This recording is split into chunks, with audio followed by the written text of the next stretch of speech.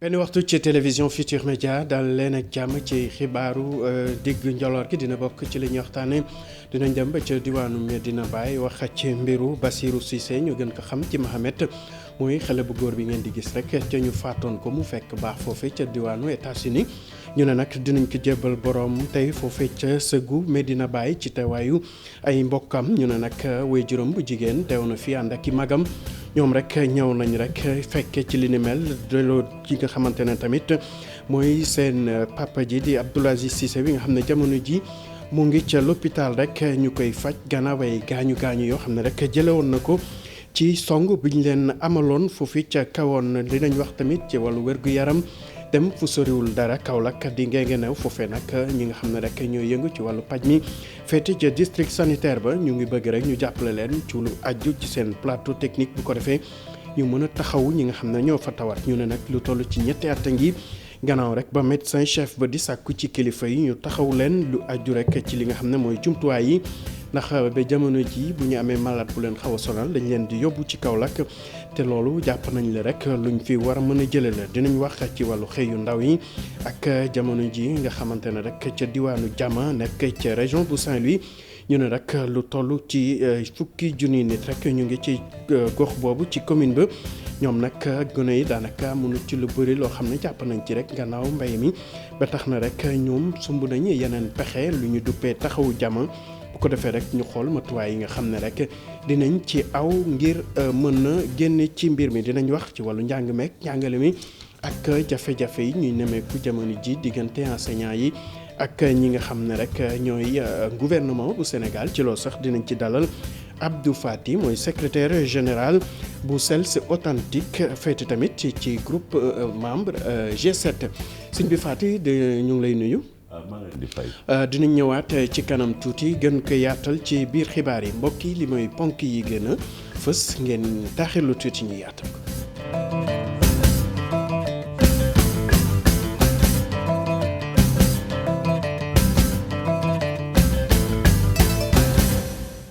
mbokk yi dal leen ak jàmm ci xibaar yi ñu door rek ni ñu ko waxee woon léegi ci ponk yi rek ak lu aju ci agression bi ñu nemmeekoon foofee ca diwaanu Kaolack ca Medina Baye te Bassirou Cissé ñu gën ko xam ci Mohamed ñàkkoon ci bakkanam waaye juróom bu góor nag jamono ji mu ngi hôpital ñu koy faj rek gannaaw ay gaañu yim ci jële woon ñu ne Mohamed mi nag dinañ ko jëbbal borom tey rek ci ngoon foofee ca Ségou Medina Baye ñu ne nag way juróom bu jigéen bàyyee ko na Amérique ànd ak ay magam yu jigéen ngir fekke ci li ñu mel ñu ne nag ñu ngi foofu rek ca diwaanu Kaolack ngir fekke li ñu mel du ñàkk rek ñu ñëwaat ci ni mu gën a yaatoo ak suñu ndaw yi ñu teewal ca diwaan ba niñ ko waxee woon tamit ci wàllu wér-gu-yaram dinañ dem ba ca diwaanu Guinguinéo foofee nag ñi nga xam ne ñooy yëngu ci wàllu paj mi ñu sàkku ci kilifa yi rek ñu doole leen ci ay jumtuwaay ñu ne nag plateau technique bu xaw a mucc ayib la ñu soxla bu ko defee rek ñu mën a taxawu malade yi ndaxte lu toll ci ñetti at yi gannaaw ba médecin chef bi di sàkku ci kilifa yi ñu jàppale leen ci wi ne mel waaye ba gën yi dara sottiwu ci Ibrahima Diamé la ñuy teewlu ci liggéey bi. district Guinguinéo moom nekk na district boo xam ne am naa yaakaar ne manqué nañu peut-être ay jumtukaay lu mel ni radiologie unité de radiologie bi ma ñëwee fii depuis ñetti at ak genn wàll maa ngi koy jooy dem naa fu nekk parce que rajo aussi nekk na loo xam ne dañuy dimbali population bi parce que déplacement bi métti na sori na te war nañu wàññi leen coût yi nga xam ne moom la ñuy def pour am rajo boobu tamit aussi amuñu bloc opératoire parce que bloc opératoire dina mën a tax jigéen ñi nga xam dañ leen war a opérer ñu mën leen opérer fii si Guinguinéo ñu bañ a dem ba Kaolack ñu en tout cas ñu jàppale Kaolack de ñu pour que ñoom tamit aussi ñu mën a am afia tuuti loolu aussi tam nekk na ay jafe-jafe yoo xam ne ñu ngi koy dund te nekk na loo xam ne en tout cas lu métti la si waa Guinguinéo donc yaakaar naa ne ñoo ñëw ñaar yooyu yëpp aussi tamit suñ ko defee Guinguinéo en tout cas dina gën a jëm kanam si wàllu guerre gi ak rapport bi nga xam ne rek moom la ñu jébbal fan yee te forum civil àddu woon ci rek di sàkku ci kilifa yi ñu gën a taral li nga xamante ne rek mooy xeex bi woote tamit ci yenn loi yi addu li ni mel loolu sax Seydou Gueye rek bokk rek ci di ministre conseiller en communication bu président Macky Sall àdduna ci tey ci émission digganteem ak Babacar Fall mu ñëwaat rek ne loole foofu ñu jàppandi ci parce que li nga xamante ne rek moom la ñuy jël comme matuwaay ngir mën a amal bi ne liggéey du yenn saay loo xam ne rek mën nañ ci sukkandiku ngir joxe xalaat bi ne Sénégal ci réew yi ñu gën a wala guerre di gën a sonal la bokk ñu teewlu ay kàddoom ci micro suñuy naataango waa RFM. Ce que j'ai lu étant les propos du Forum civil. li ma jàng ci rapport bi mu nekk ay kàdduk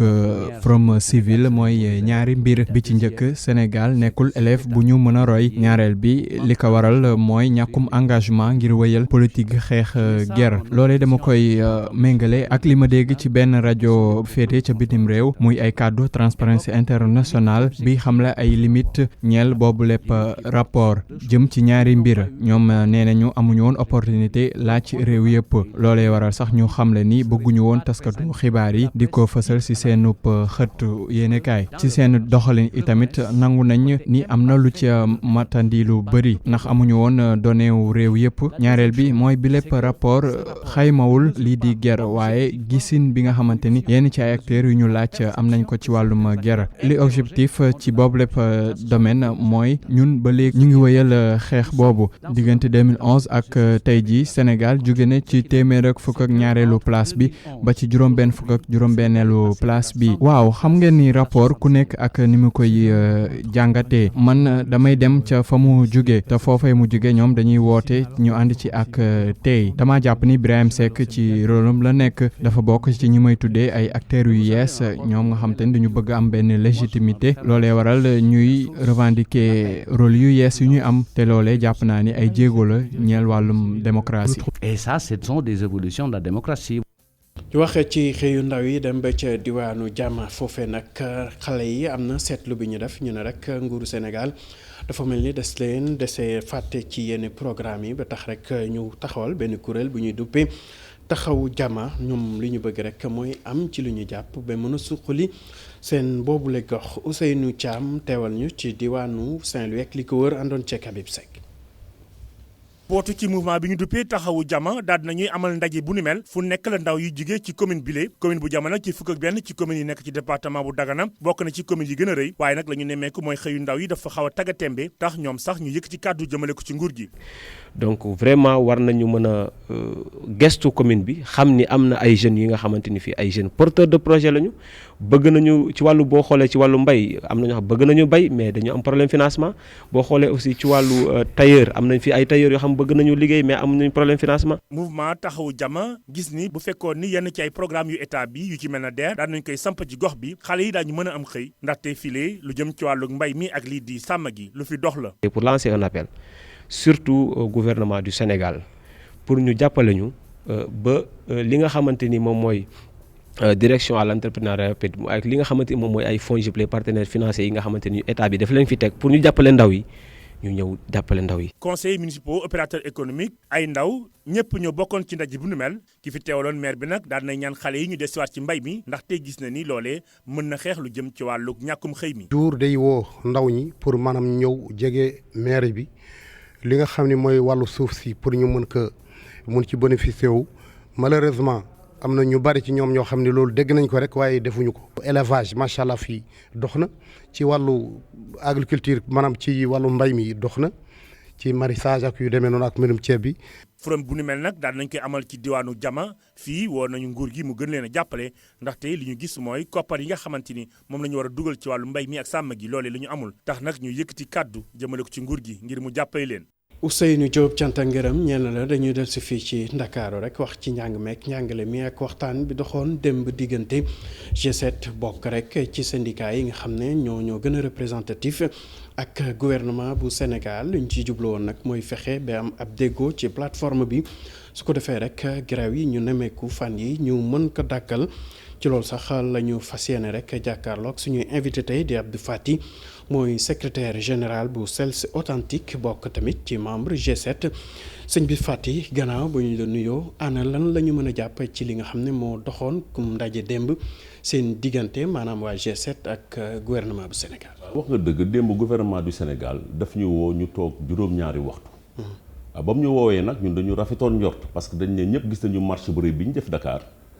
ñu foog ni signal la ñu wooñu ba ñu wooyee mais ba ñu waxtaanee juróom-ñaari waxtu wax dëgg yàlla nag gisuñu lu wees gisuñu lu bees tamit. soo jëlee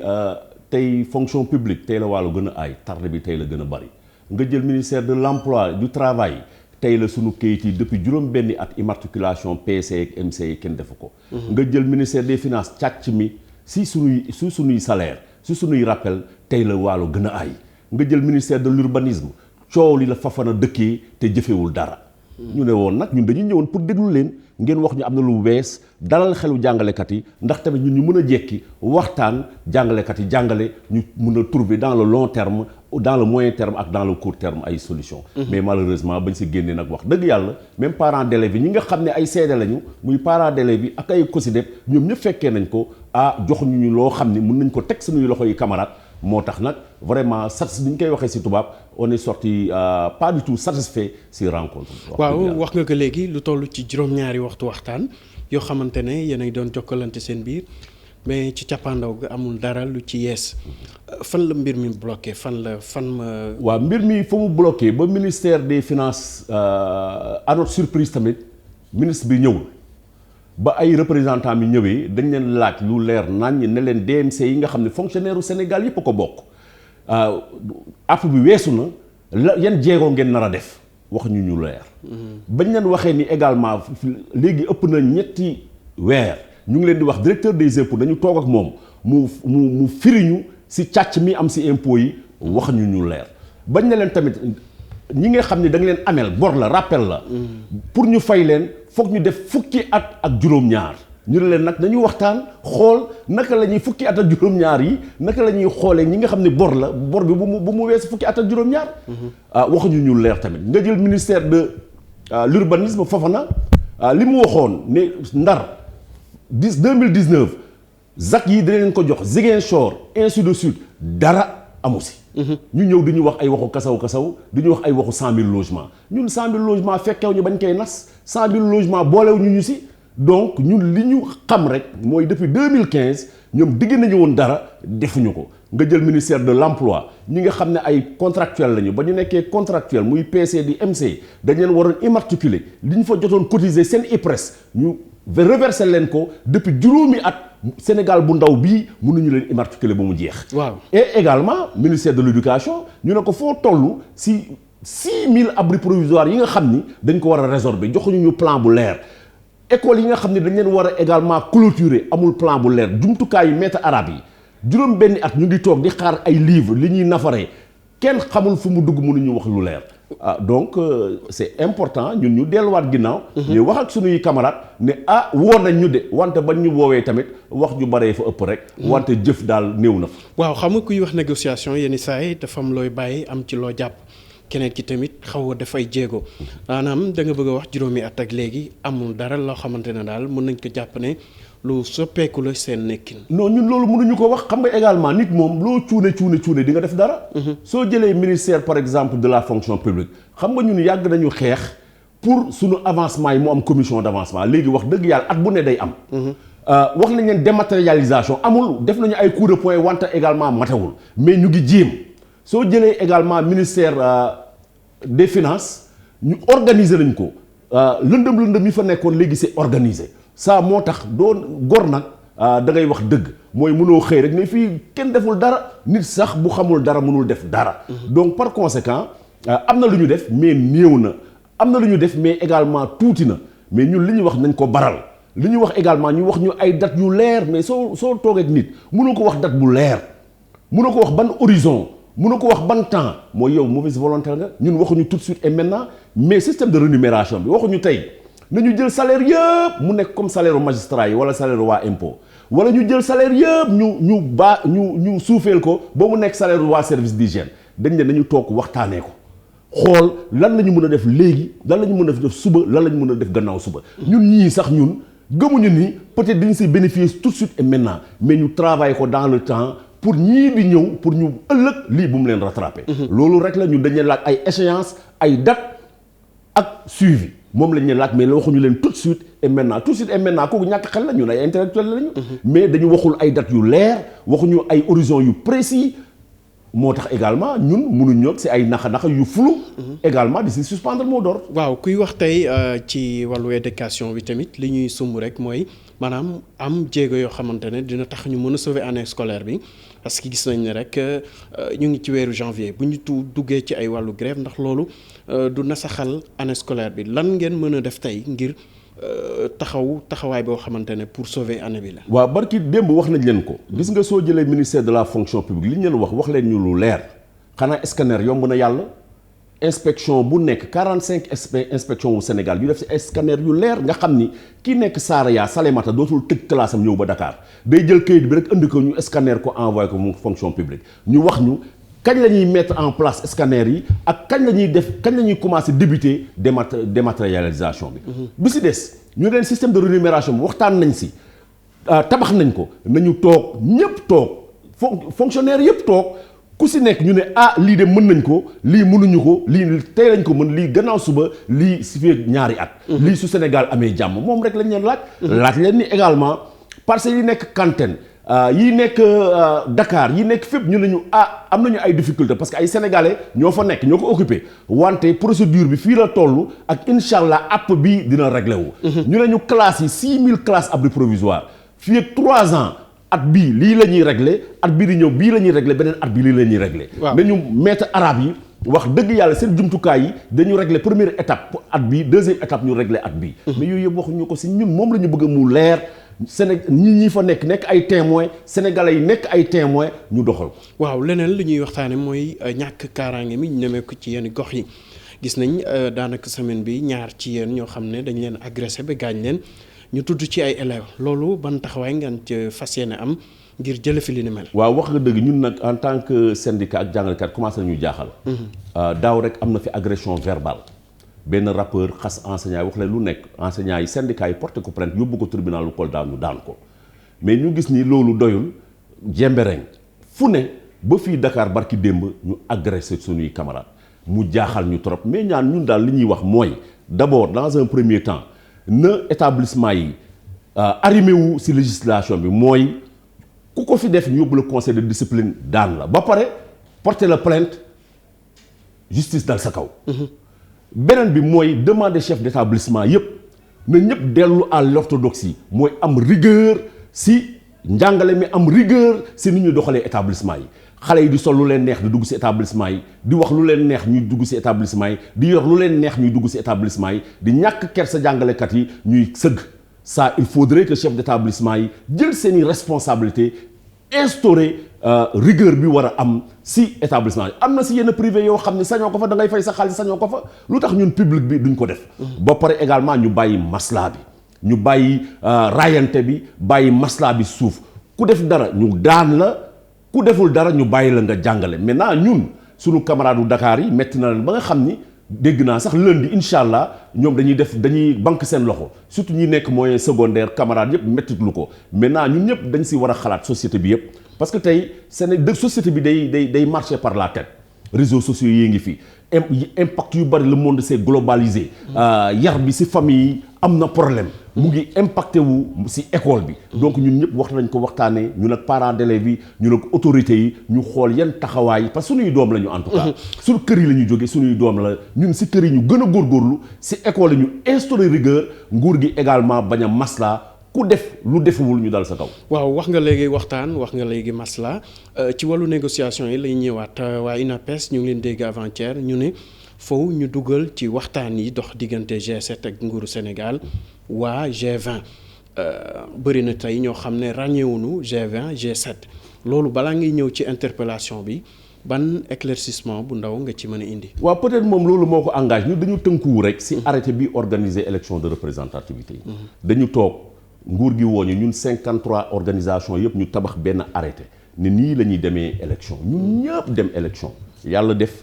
ñi war am plus de 10% ñu am ko. ba pare dañu tënk li ñu tënkee mooy arrêté bi dafa ne ñi nga xam ne ñooy représenter enseignants yi dorénavant ñoom ñooy négocier ñoom ñooy discuter ñoom ñooy jël en charge problème mu enseignants yi. maintenant ñun nag suñu yenn camarades nekk G20 mais dañ leen informer dañ am ay feedback man am naa ay xarit yoo xam ñu ngi G20 suñuy dem négociation dañ may yëpp su ma dellusee également ma ne lii de lañ fa defee ñu échanger te waxtaanee ay xalaat defe naa ni peut-être wut benn plage boo xam ni en dehors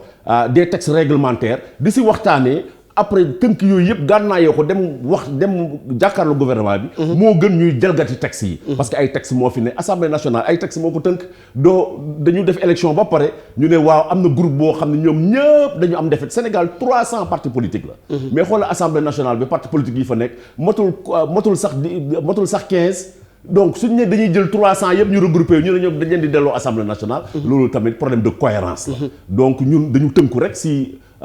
li ñu tabax ñun ñëpp mooy arrêté bi organiser négociation yi arrêté bi organiser dialogue bi arrêté bi organiser concertation yi. waaw suñ bi fàtte laata ñu lay bàyyi rek dañu bëgg nga ñëwaat en quelques mots ci ay termes yu gàtt rek ci li nga xam ne moom ngeen di xaar ci nguuru Sénégal jamono ji ngir mën a dellu ci classe yi grève yi. li ñuy xaar si nguuru Sénégal. mooy nous sommes à l'ère du numérique xoolal fii rek. dañu bëgg enseignant bépp du tëjati classe am di jógee Salémata di ñëw Dakar nañ ko dématérialiser li ñuy xaar ci nguuru Sénégal mooy nañu baral li ñu amel ñu baral ko li ñu xaar ci nguuru Sénégal mooy càcc bi ñuy def suñuy impôt nañ ko dakkal li ñuy xaar ci nguuru Sénégal mooy nañu teg système de rémunération boo xam ne payoor boo xam ni sénégalais yépp fonctionnaires yépp dañ siy gis seen bopp suñ ko defee enclenché waxtaan bi enclenché liggéey bi teg ci ay jéego mun nañu jekki sereinement ñu liggéey ci tabax ko ak sereinement suñu camarades yi dem jàngale jërëjëf mu nekkoon Abdou Faty rek di secrétaire général bu SELS Authentique ñu bokk tamit ci groupe G7 sëñ bi Faty ñu ngi lay jaajëfal ci wuyu bi ñu wuyu tey. waaw man maa leen di jaajëfal parce que permettre ngeen ñu leeral lu bari. jërëjëf ñu wéyal rek dem ba ca diwaanu Fuladu foofee nag am na rek ñu jóg ngir tàggat lu toll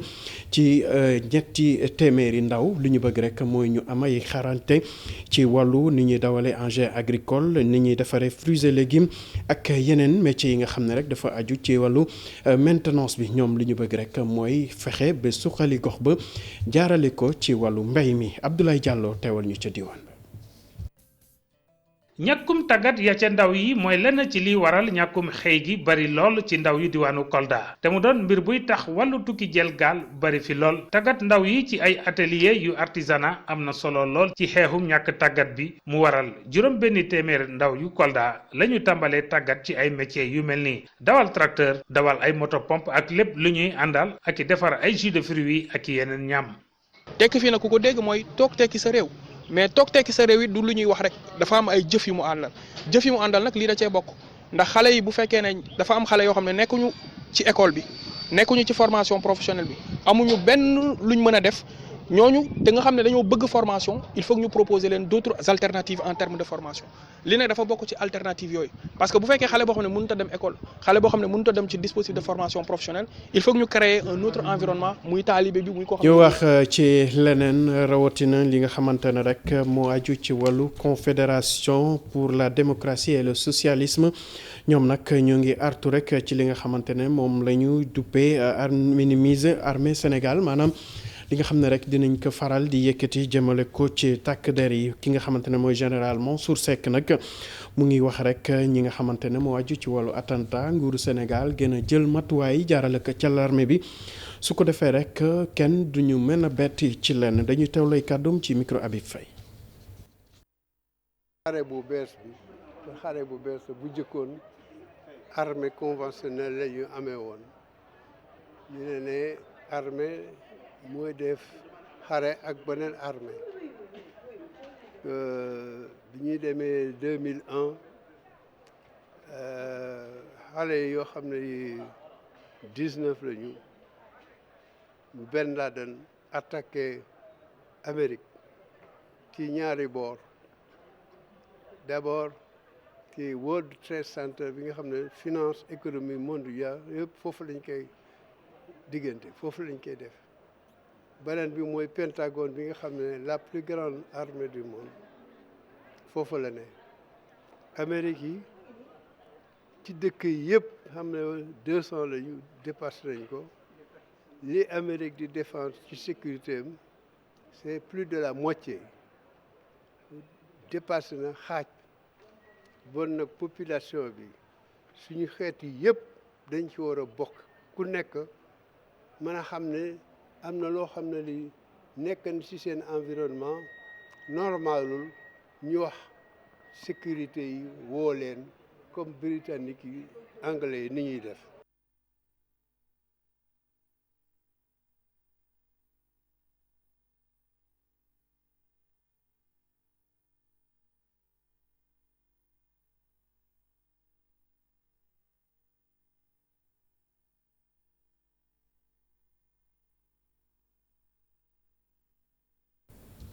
ñuy jégalu rek ci rëq-rëq yooyu rek ñëwaat ci li nga xamante ne moo aju ci wàllu recette douanière atum 2019 ñu ne nag direction générale bi féete ca bët Saalum bët gànnaaru réew mi foofee rek ëmb rek bureau yi nga xam ne moo féete Saint-Louis Louga ak Matam tànn nañ rek ngir fas yéene rek def bilan ci li nga xam ne moom lañu jot a am ci wàllu recette douanière atum bi ñu weesu ñu xayma ko ci juróom-ñetti milliards ci suñu koppar dañu ñëwaat rek ci liggéey bi nga xam ne jot nañ ko fa amal ci ak ki nga xam ne mooy Amidou Ndiaye ci micro Ousseynou Diop. man c'est satisfaisant jël nañu presque 8 milliards yoo xam ni récolté nañ ko versé ko trésor public par rapport ak 2018 6 milliards la ñu amoon maanaam juróom-benn milliard. donc boo xool diggante ñaari at yi rek li ñu liggéey yokk na 2 milliards donc pour dire que importance su direction régionale nord boo dee xool sax bureau Rosso bi nga xam ne par exemple mooy bureau bi gën am importance ci direction régionale bi mooy bureau bi gën mag boo génnee Dakar donc c'est un bureau très important pour dire que agent yi nga xam ne ñu ngi nekk yëpp ci direction régionale bi liggéey nañu liggéey bu am solo surveillance bi ñi nga xam ne service subdivision yi ñoo koy coordonné aussi jaar na yoon donc résultat yi ñu def ci lutte contre la fraude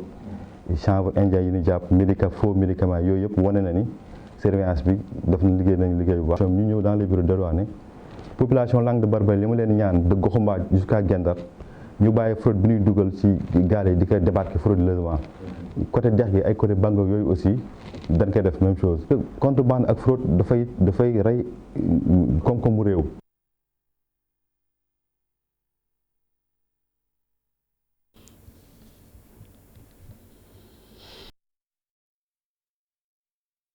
ci leneen dem ba ca Djibara di dëkk boo xamante ne rek mu ngi féete ci frontière bi dox diggante Sénégal ak Gambie foofee nag askan wa bëgg nañ ku leen jàppale ci wàllu case de santé que am courant mën a wuyu téléphone tamit ndax ne nañ réseau ba dafa doon loo xam ne daal baaxul ba tax na rek ngir ñu am li nga xam ne rek moom la ñuy jëfandikoo dañuy faral di dox ay kilomètres yu bëri te lool sax dafa feeñ ci lu aju ci wàllu infrastructure scolaire maanaam l'école yoo xam ne rek seen doom yi dinañ fa mën a jàng Boubacar Diassi doxantu woon nañ fa àndoon ci Lamine Mandia. dëkk kaw bu ñuy wax Djibara nekk ci frontière bu Sénégal ak Gambie ca gox gu ñu naan Naran Est daanaka lépp la ñàkk amul ndox mu sell amul électricité rawatina électricité solaire amul case de santé amul sax école élémentaire. ngir yëglu askanu Djibara daal di amal ab journée de réflexion bi nga xamante ni sous-préfet bu Kataba 1 moo ko jiite ñi daal di taamu xew-xew googu ngir wax ki fi toogal nguur gi lépp lu ñu ñàkk. Djibara dafa am problème yu bëri problème yooyu mooy lan mooy tali mooy ndox mooy wérgu yaram mooy jàng. xale bu am juróom-ñaari at nar a dugg école. faire 4 kilomètres à pied pour dem mën a rejoindre une école primaire fu mu war a def CIP. xam nga loolu métti na. xale mënu ko def donc soxla nañu am benn école primaire ne serait-ce que de 3 classes boo xam ne war na mën a dimbali Djibara la santé est une priorité jigéen ñi ci àll la ñuy wasin amul maternité ci àll la ñuy dugg fa la ñuy wasin le poste de santé la maternité la plus proche en diagonale c'est Dar Salam Chérif qui n'est pas en dessous de 55 kilomètres de Djibara c'est un véritable parcours du combattant non courant moom waxuñu ko sax lépp matumuranke na ci dëkk bi. tontu sous-préfet bu Kataba 1. ñun population yi lañ fi nekkal bu ñu sañoon fépp fi population yi di daje ñu teg fa sunuy tànk. jafe-jafe yi nga xam ne ni moom lañ fi jot a lim lu jëm si wàllu école si wàllu bërëb fajukaay si wàllu yoon bi wàllu courant ak ndox ak yeneen jafe-jafe incha allah en rapport ak le maire de la commune. xale yi nga xam ne ñoo fi nekk am âge dem école ñaata la ñu toll parce que loolu tamit buñ ko xamee dinañ mën a jël loolu ñu argumenter pour que Djibara mu mun a am école am parce que loolu tey nguuru Sénégal ci tànk yooyu la taxaw maanaam fexe ba askan bi fépp ñu nekk xale yi nga xam ne ñoo fa nekk ñu mën a jàng ñi nga xam ne ni aussi ñooy seen waajur ak ñi population yi fa dëkk ñu mën a faju mën a am ndox mu sell mën a am courant ak yeneen xeetu jumtukaay. yoon bi nag wax nañ ko yaakaar naa ni même bu ngeen ma ko waxutoon sax man mi nga xam ne yoon bi laa jël bi may ñëw xam naa jafe-jafe yu ci nekk. ndaxte askan wi yeewoo Djibara dafa métit lu trop melokaanu yoon bu jëm ci seen dëkk kaw gi nga xamante ni dafa sonn lool ci crise Casamance bi. Boubacar Diassi ñu dem ba ca diwaanu Saloum wax rek ci foire de Kaolack ñu ne nag kaw bi nañ ko démb ci teewaayu kilifa yu bëri fas nañ ko yéen tamit wéyal ba fukki fan ci weeru février bi ñu ne rek ab jumtuwaay yoo xam ne dina may ñëpp ñu yëngu ci wàllu njënd ak njaay ñu teew fa bu ko defee tamit luy yëngal seeni activité ñu mën ko fa am. atum ren ji nag ñu ne réewu Maroc rek lañ bàyyale xew-xew bi dañuy teewlu ministre bi di Aminata Assome Diatta ministre du commerce mu ñëwaat ci solo si boobu la foire am ci micro Ibrahima Diam. maa ngi am mbégte ñëw teewee 5e édition foire bu Kaolack bi nga xamante ne vraiment liggéey bu am solo Serigne Mboup ak koy def ak équipe te mu nekk initiative boo xamante ne mu ngi koy liggéey ak collectivité territoriale ñu xam ni Kaolack dafa yàgg jouer rôle bu am solo ci wàllum économie ndax Kaolack dafa nekk ville boo xamante ne xeet yëpp da nga ko fi fekk mu nekk capitale de la région naturelle du Sine Saloum donc bi ñu tolloo ci jamono gën a dëgëral suñuy diggante ak yeneen dëkk yi ñu wër dañuy rafetlu le fait que foire bi ñu am comme invité d'honneur royaume du Maroc waaye tamit ñu am comme parrain Guinée Conakry République de Guinée di wax ni vision bi ñu am bi nga xamante ne moom la président chambre de commerce bu Kaolack am ak union bi nekk na vision bu am solo surtout bu ñu bëggee gën a doxal région bu Kaolack thème bi nga xamante ne moom la ñu jël pour édition bi di ko justifier mooy marché communautaire bu CEDEAO enjeux et perspectives. xale kook Miss Sénégal atum 2020 ñu ne atum ren ji nekk Fatoumata Dione la ñu tànn rek kooke nekkoon d'abord Missu diwaanu Fatick laata mu ñëw rek fii ci Ndakaaru xëccoo si ak ñi nga xam ne ñoo fi teewal région yëpp kooke nag moo jël raaya bi rek atum ren ji du ñàkk sax mooy teewal réewu Sénégal ci yeneen compétition yi nga xam ne rek amal nañ ko wala dinañ ko amal ci fépp ci àdduna bi xew-xew bi nag ñi xamale ñu ngi ko amale woon foofu ca Grand Théâtre ñu duppee ko Doudou Ndiaye Coumba Rose ci teewaayu kilifa yu bëri rawatina ñiy yëngu ci wàllu cosaan ak aada mbokk yi ñu yegg si ci cappaandawu xibaar yi di leen jaajëfal ci xibaar yi di leen jaajëfal ci teewlu beeg safo bi ci kanam tuuti ñu bàyyi leen rek ak programme yu télévision Futur Média seen neen kenn dalu jàmm